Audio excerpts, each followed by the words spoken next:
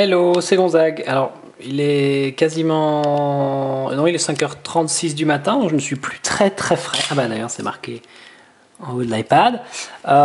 France Télévisions m'a prêté un iPad parce qu'ils ont sorti leur appli pour iPad qui est plutôt pas mal foutu. Du coup, je voulais vous la montrer. Désolé, c'est pas un vrai screencast, c'est filmé avec l'appareil photo. Ils ont fait une appli qui est vraiment assez complète. Alors, je sais pas pourquoi l'écran de chargement se met dans ce sens-là, mais après elle se tourne. Si je tourne l'iPad. Voilà, ça charge. Et on va mettre l'iPad dans mon sens. Youhou!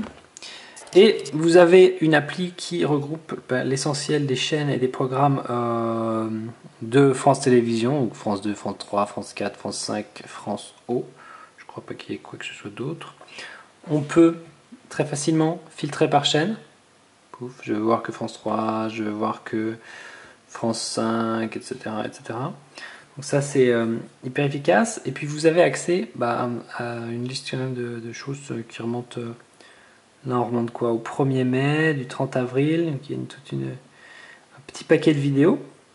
Et Thomas le petit train, ça a l'air mignon ça. Et quand on veut regarder, on clique tout simplement dessus. Alors je pense qu'en 3G ça doit ramer, j'ai pas essayé, mais en Wi-Fi ça marche nickel. Hop, voilà. Et hop, je peux passer en plein écran, machin. Bon. Ça fait un peu chier, on a l'impression de regarder les oui-oui. Avec tout un système favori, machin, on peut tweeter, on peut partager par email. Voilà, c'est vraiment très pratique. Du direct, oui c'est vrai que le direct c'est quand même assez intéressant. Vous choisissez votre chaîne. On regarde un truc horrible, question pour un champion. Diffusé à 5h30 du matin, c'est dire l'intérêt que le public a pour l'émission. Alors, est-ce que le direct fonctionne? Ça marche. D'accord. Maintenant, donc, c'est Sciences Po Paris. En quelle année êtes-vous?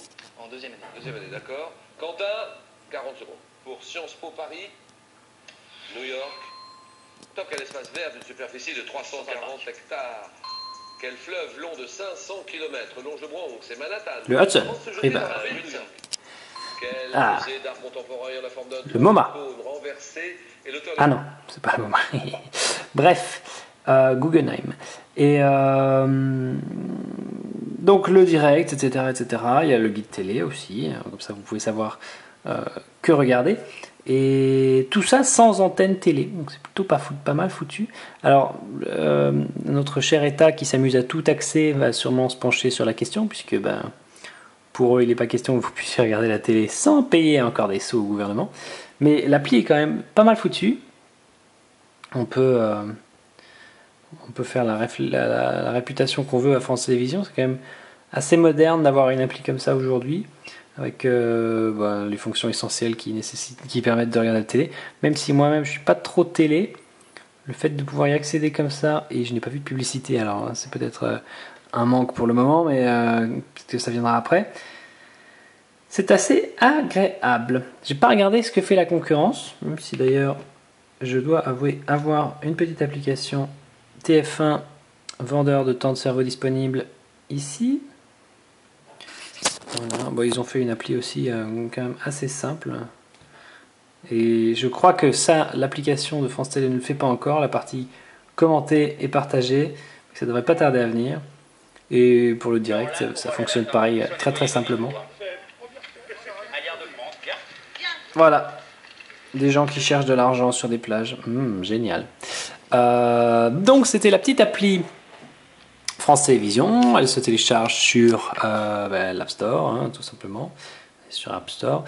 Je crois qu'elle n'existe que pour iPad et iPhone pour le moment. J'espère qu'un jour ça sortira pour Android. Et voilà, je vais aller me coucher parce que je suis mort.